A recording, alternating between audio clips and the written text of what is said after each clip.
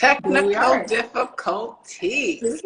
Yay. Yay, I beat the system. Hey, Danny. Hey, Dana, how are you? I'm well. How are you? Good, just ending up a work day, ending out a work day. Still writing emails and stuff, but it's good to take a little break and chat with you for a little bit. Oh my God, you still have so much going on, huh? Yeah, this is every day. I spend at least, I would say, seven hours on email, at least a day. Wow. Wow. You know, email is one of my least favorite things to do. And so because of that, I created the doll phone.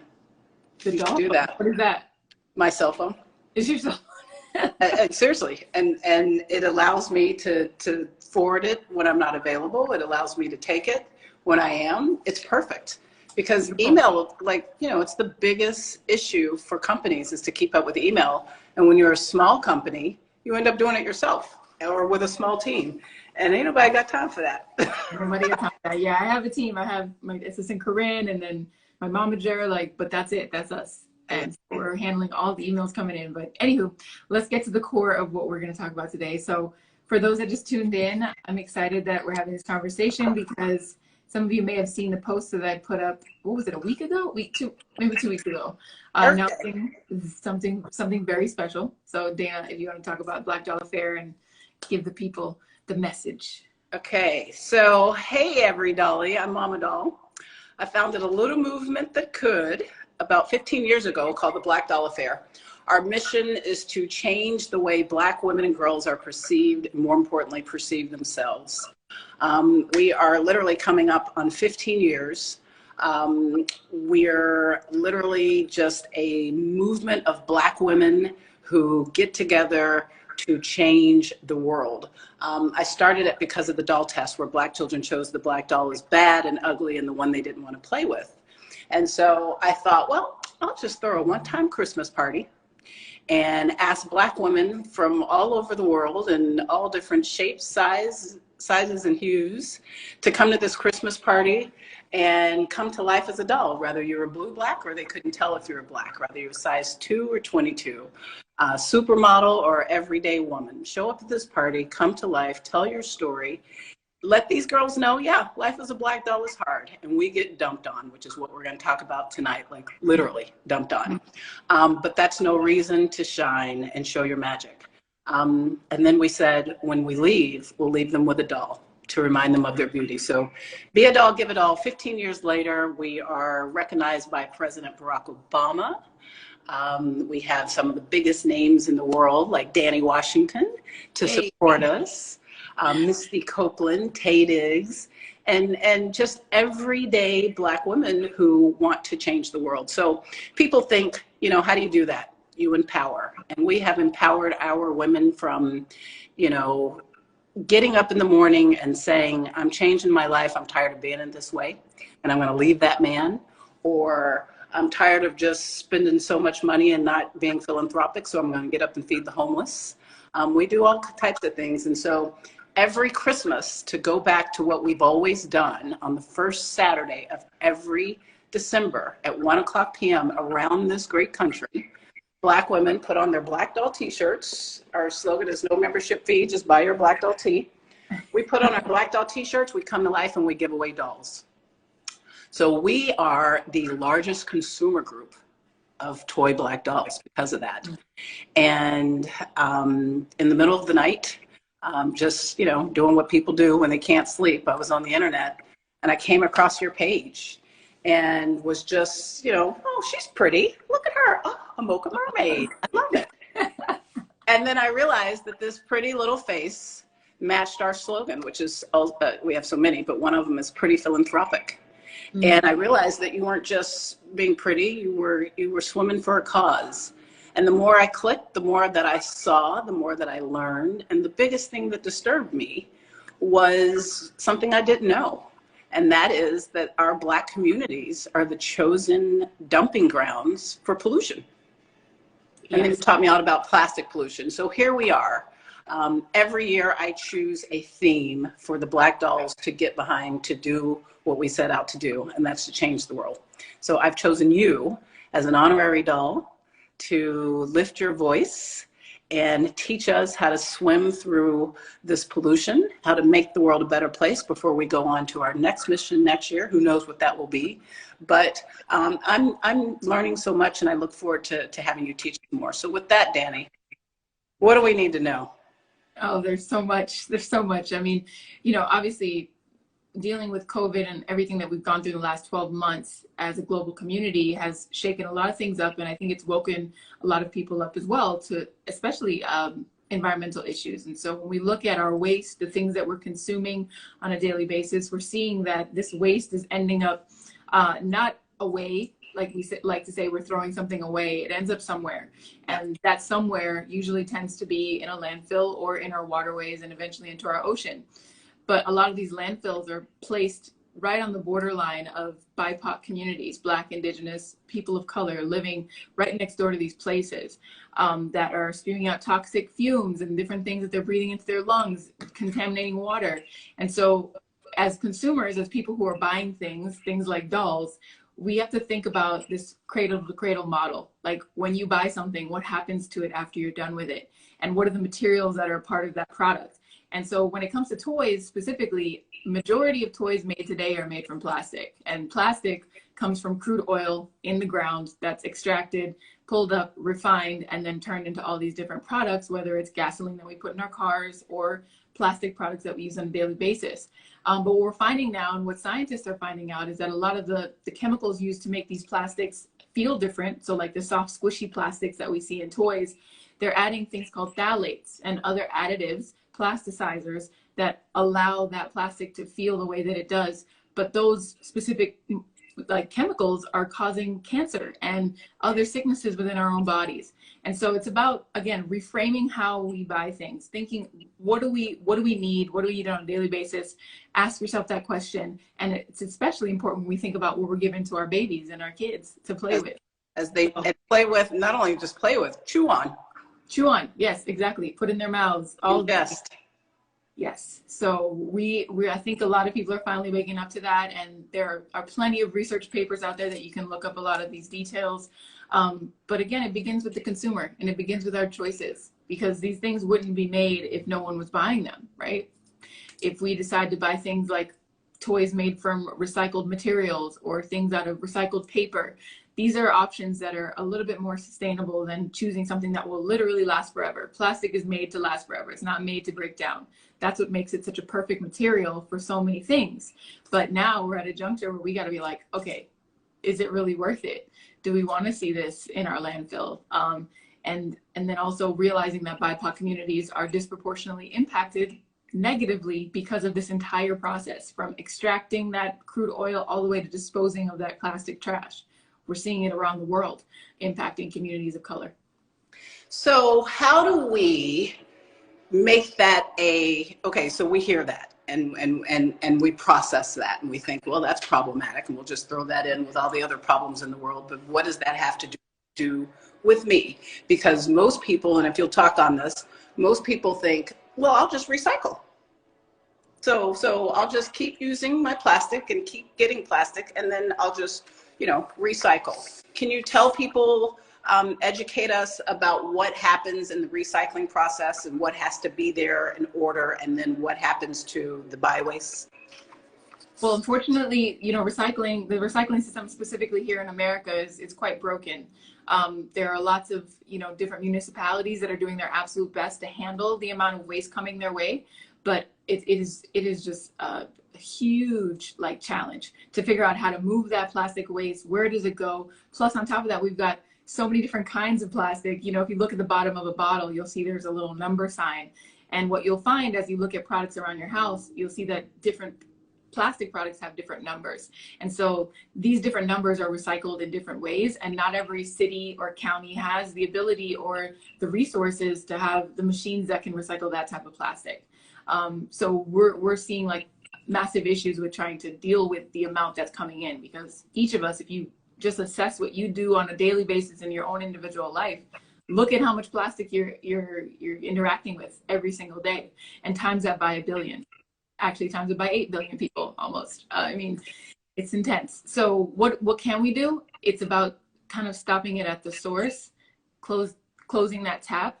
And the way that you can close it as an individual is to start refusing to buy some of those products, like pulling them out of your lifestyle, choosing something different. And thankfully, we're living in a time where there are so many entrepreneurs out there that are looking into alternatives and figuring out other ways of doing certain things and making products that are beneficial, if you know, and not harmful to the consumer and to other people and the planet. So it's about doing homework and figuring out, okay, I'm using this thing, is there an alternative? It may take a little more time, might take a little more money, but if you're able and financially, you know, able to buy that thing that could be a better alternative, then do it. So when you, I love that, but we're just one individual or two individuals in a sea of plastic. What can we do in our neighborhoods? What can we do? You know, I so love the fact when I think about Meghan Markle and the letter that she wrote to change the world. What can we do as young girls and women to get off of this live and say, I'm going to make step one? Do we need to call, you know, our state capitol? Do we need to call our local representatives? Do we go to, I'm in the state of Washington, so it's such a great place if you're, you know, want to get involved in the environment. You know, it's an evergreen state. So there's so many campaigns. It's literally like just pick up the phone and find out what to do. But what can we do? Like, what's an actionable step that we can take tomorrow for one individual listening to us tonight? One individual step. I think the first step is to pick what you're passionate about. Because as you said before, we've got so many different issues out in the world right now that we're dealing with and trying to handle, and our own individual challenges. I think it's about deciding that you see something that's not working in the world and not working for the people around you, for yourself, the people that you love. Pick that one thing and go all the way in with it. Like, like you said, call your legislators about that issue. Look locally. I mean, you have to start local. You have to start within the first square mile of where you live. What are the issues facing that particular area? Because that's the closest proximity to you. And so if we act locally and we think globally, that's when we'll see exponential change. And it's hard to just say one thing, to be quite honest. I mean, there are a lot of solutions out there, but what gives me the most hope is this idea that our internal ethos, like our consciousness as individuals, I believe is shifting in a direction where we're now seeing the value, obviously, of nature and the support system that we have on this planet, and recognizing that humans are a part of that system. We're not separate, we're not above it, we're not outside of it, we are a part of this system. Yeah. And the more that we recognize that as individuals starting off, the more that you'll be awakened to like other ideas that you can apply in your own life. And then as we continue to work together in collaboration, whether it's with a local organization that you know of that's doing some work, you know, addressing pollution, but also addressing hunger. This is also a big issue in our communities, where we're seeing this connection between people who are dealing with hunger insecurity or food insecurity because they live in food deserts. Why do they live in food deserts? Well, there's these areas that have been redlined off that are usually these same areas of the places where you're seeing the environmental injustices happening, where there's contaminated water or there's contaminated air. And all these things are intersecting in a way that you can't look the other direction. You have to look at it for what it is, and how do we make sure that we pour more resources into the communities that need it the most, and make sure that the leaders who are part of that community are uplifted in a way that they can, you know, point us in the right direction on how to do the work that's needed. Because it's so nuanced. Every community is different. But I say, you know, it's about uplifting specifically BIPOC leaders and making sure that the women of those communities are also the ones who we are, you know, pouring the most resources into. Every day I try to ask myself, you know, just to stay woke. Is the Black Doll Affair still what you want to keep doing? Are you still making a difference? What are people saying? Are you empowering? And so if someone asks me, and many have, why are we doing this? This is my way of changing the world for Black girls. I realized that once I saw you on the internet, oh, there's a BIPOC problem. how dare they dump on us? Like, God, we just get dumped in every way, right? So when I learned that, it really it pissed me off, to put it very frankly. I remember growing up in Oklahoma City, and there was a ditch across the street from my grandparents' home, and I just thought that was normal. But when I think back and I think about the city trucks, not just the locals, who grew up, that's like, oh, go dump it in the ditch. But you think about the city trucks that would go and dump in this ditch. And I just came full circle, and I thought, well, I'm going to change. I'm going to be a little bit more woke about the plastic problem, the pollution problem. And I started in my building. What's our recycling program? And I learned that they will take the boxes and they'll take the wine bottles, but they won't take plastic anymore because they can't keep up with it. So we have to go to our city facility. But then one day I'm driving back feeling so proud of myself because look at you, Mama Doll, changing the world. But I thought, yeah, but what are you doing around the world? What you have considered your carbon footprint. But what about the Black Dolls who are following your lead? Right. And so that's literally how I came up with this, where I thought, I don't know, just the way I didn't know last year when I walked into a Christmas party and we had, or one year we had Black Girl Magic, and the whole thing was to remind a little girl of her magic. And then another year we had Dolls in the Hood, and it was, let's go back to those neighborhoods that was there for us before anybody knew who we were, and let's lift them up. And so I walked away from those parties thinking, I don't know if I reached anybody. I hope I did. And so it's the same thing here. If I look at it big picture, it's going to be too big, right? Yeah. But if you start in your boots, right where you are, then there's a lot you can do, but you do have to make a plan. And once I sat down, I was like, well, that's our theme this year. And then look how what you are doing resonates around the world. So one small step for Mama Doll, one giant step for Doll Kind. I love how you infuse these doll idioms, the little, what's the word for that? I guess doll talk. Doll talk. There we go. Love it. Every doll. You mentioned intersections. Can you tell us, because I learned this recently, but I'm sure you can explain it better than I. Can you tell us about intersectionality and where it started and where it is now?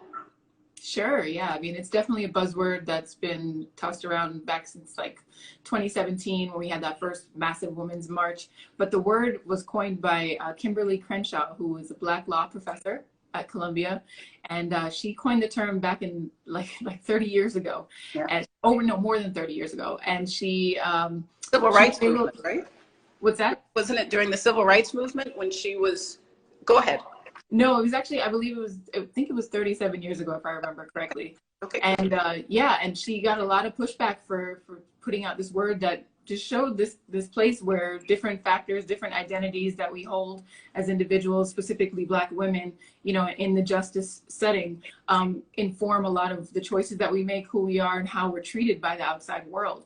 And I think it's such a brilliant way to bring everything home.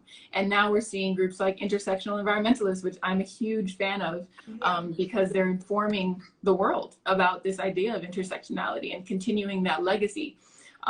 And so it's really important that we consider that, because we all within ourselves hold different identities that impact our choices and the way that we're treated. And I think it's all about acknowledging those intersections, because we're multidimensional beings. We're not just some type of, label that somebody wants to give us. Yep. And by acknowledging that, that's the first step in the right direction toward equality and equity. But we still have such a long way to go, because we're seeing, multitudes of marginalized groups, whether it's the LGBTQA+ community, the Black community, the Indigenous community, Latinx community. We've all got these different identities that we hold, and it's important that we uplift them and we make sure that the world knows that this is what's informing my choice and how I live my life, and it needs to be respected. The other thing I recently learned, Danni, was this is a pretty young movement in terms of environmentalism and aligning with racism. It wasn't until 1980 that a husband and wife team, I think it's Bean versus Southwestern Waste, where, I'm sorry? I don't know about this case. Tell me more. So it's the first case in the United States that was aligned with the environment and discrimination. And up until through the 1920s through 1979 in Houston, the city was dumping all of the waste, all of the infernos, all of the landfills were going into Black communities. And I do not know the lady's name. I just learned this today because I'm taking a course. If I'm gonna lead, I'm gonna be educated. There you go.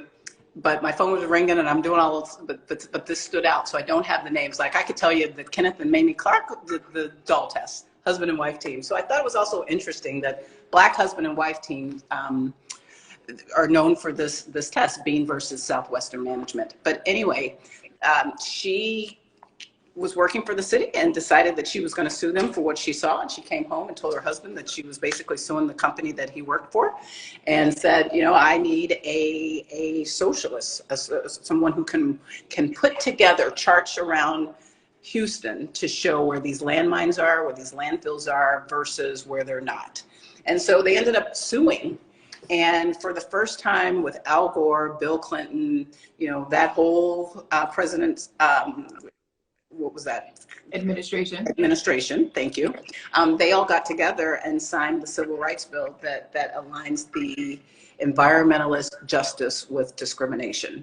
And so what I think is great about, particularly me, because everybody knows me, I can get up and talk about the Black Doll affair and you cannot trip me up. But what I love about this, particularly just turning 50 years old, is that I get to learn something new. And I want to go in front of my dolls tonight and show them. I don't know everything. I am swimming with a dolphin who knows a lot more than I do. But if we are going to change the world, if you really put on this t-shirt, not just to look cute, but to get behind our community and make sure we're not dumped on, don't ask me the question, why paper dolls this year? And so that's why we want to give Mother Nature a break. And you have a company that you work with that you were telling us about, which you can give a shout out if you want to, that does the recyclable paper. Well, yeah. So first of all, happy birthday again. I know I wrote on your page, but happy birthday. Thank you. It's a beautiful thing. Blessings. Thanks, doll. Yeah, I think so. My company is Big Blue and You. It's a nonprofit organization, and we focus on educating and engaging with young people who are concerned about the ocean, but predominantly focusing on BIPOC communities. So we want to see more young people of color involved in ocean conservation, because the ocean impacts all of us, and that's truly my passion. And you know, growing up as a little girl in Miami, I thoroughly enjoyed the beach and going to the ocean with my family, but I recognized as I got older that this wasn't the case for a lot of my friends, like people from my neighborhood, because I didn't live on the beach. I lived, you know, quite a ways away. And so it was a big trip, but like my friends and my schoolmates and everything, some of them had never even been to the beach before. Wow. And they lived in Florida. And it was because of various reasons, whether they couldn't get transportation to get over there, they didn't feel like they belonged at the beach or in the ocean, or they couldn't swim. These were all factors that played into this kind of barrier to entry, into exploring. No pun intended. Barrier. No, it was they're literal barriers. So that's where Big Blue and You came from. I started at 21 with my mom, and we were focused on how do we break down those barriers and also open up opportunities for young people that we knew in our community that should and would love to connect with the ocean, but just didn't have the opportunity to do so. How can we help you? Well, of course, you can follow us online. We're just at Big Blue and You on all socials, and bigblueandyou.org is our website. And so we're always welcoming support, whether it's shout outs, donations. We'll take anything and every support that you can offer. But we're currently developing a lot of new virtual curriculum that we're going to be sharing with some of our young followers. And then also a bunch of volunteer programs are also starting this summer that we'll be doing in South Florida. So we'll continue to post about what's next, but we've done a complete pivot through 2020 and kind of shifting our strategy. But can't wait till we can start getting back out in the water and connecting with kids and bringing them to the beach. I can't wait. I can't wait for that. I think we should organize a green, because Danni, thank you for doing what you do. The other thing that I learned today in my course was that there's not enough Black seats. No, there's seats at the table. There's not enough black butts at the table. And so, you know, it's just kind of like, oh, I live in Florida and I've never been to the ocean. You know, what you're doing is exactly what you set out to do, is to broaden the horizon. I'd love to see which we will definitely do at Christmas, but maybe before then, I'd love to see a Green for Blue where we donate money to you. I'd love to see, if we ever get out of the house, you know, the dolls, we definitely should go someplace exotic, you know, and change the world. You know, we want to go play. I've seen your timeline. Lauren, my assistant, and I should say thank you to Lauren, my friend and my backbone of the Black Doll Affair, and my sister Felicia. They helped me get this whole thing set up because the whole ordeal. But she was the one when I said, yeah, we're partnering with a Mermaid. And she was like, oh, she lives. I mean, like lives. I try to take, you know, it's all about exploring this beautiful world that we have around us, you know, and that sense of adventure has been instilled in me since I was really little, thanks to my mom, who's an adventurer herself. But I try to, like, you know, I'm a scuba diver. I love paddleboarding. I love hiking and just being outside. And I was so excited last year when we had this massive wave of awareness showcasing Black people outside doing things that others assume that we don't do. And I'm really just grateful to be a part of that tribe of folks who are trying to open up new horizons, like you said, for all of us, because we deserve it, and we should have access to everything just like everyone else. But you know, within this country, we've seen these, again, more historical barriers when it comes to swimming, where, you know, because of Jim Crow, we weren't allowed, our grandparents and other, you know, family members weren't allowed to learn how to swim at the local pool because Black people, because we couldn't drink out of the local fountain. Couldn't drink out of the fountain. All of these couldn't go to national parks. Like, there was so many barriers there. But now we're seeing the way that this next generation is just trying to showcase the fact that that's not the state of affairs anymore. We stand on the shoulders of giants, and our predecessors worked hard so that we could have access today. And there's no reason why we're not taking advantage of it. So we have to be out. We have to get out there. We have to get outside and reconnect with nature. Oh, we're going to do it. We're going to do it. If it's nothing more than a beach party in Miami, we are going to do that. The one thing I do want to leave people with is, Danni and I, obviously Danni's whole career is devoted to it. Oh, you know what else, Danni? Before I digress, y'all remember what I was going to say. I was on Misty Copeland, Honorary Black Doll. I was on her page the other day, and I saved a video, and I could have sworn that was your voiceover. No? Oh, did she post it? Was it the Disney Channel thing? Yeah. That was my voice. Like, okay, wait, I know that voice. Was that you? I didn't know if she posted it. Yes, that was me. So I turned 50, so I saved it somewhere. I just can't find it. But she hasn't posted. I will ask her to send it to me.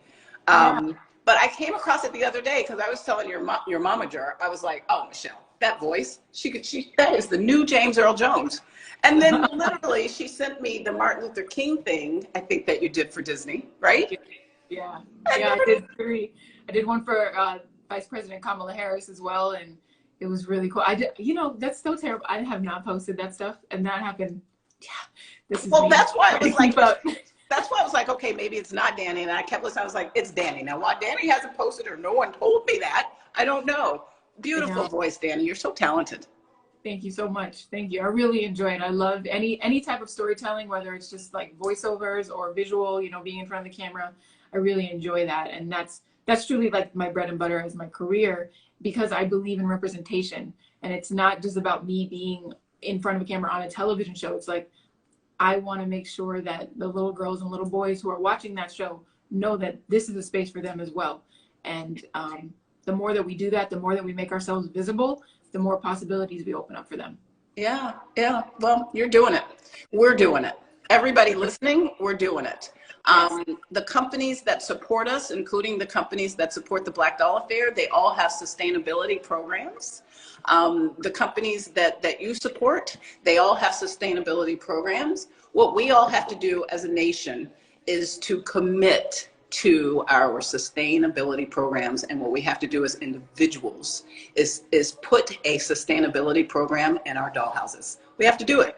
And then when we get back to our regularly scheduled programming, we have made the world a better place. And that's what it's all about. Any wrap-up words? Any wrap-up words you want to share? I would just say take heart and know, even though like the things that we talked about are pretty big, large scale, global issues, it all begins with us as individuals, and then working with the people that we love, working with our community, and taking those steps, like you said, to just push the needle and change the way that we're living life and rethink the way that we're consuming and extracting and taking from the earth. We have to rethink that. We have to live, how are we living in more harmony with our planet? How can we make better choices every day? And it all starts with, it just starts right here. And anything's possible. It's all possible. Are we recording this? Yeah, I record. I'll have it as an IGTV, so I'll send it to you. Cool. Perfect. Well, you use the buzzword love. It's all heart. There's a reason why I chose the black heart in the logo. It's love. I love you. I appreciate you doing this. I love your work. I love the fact that we've got black, white, and brown on this feed, because it's going to take a village in order for us to save our village. It's the only dollhouse we have, planet Earth. Let's love her. Love you too. Thank you so much, Mama Doll. You're welcome, Danni Doll. I'll talk to you soon. All right, bye. All right, take care. Thanks for having me. Of course.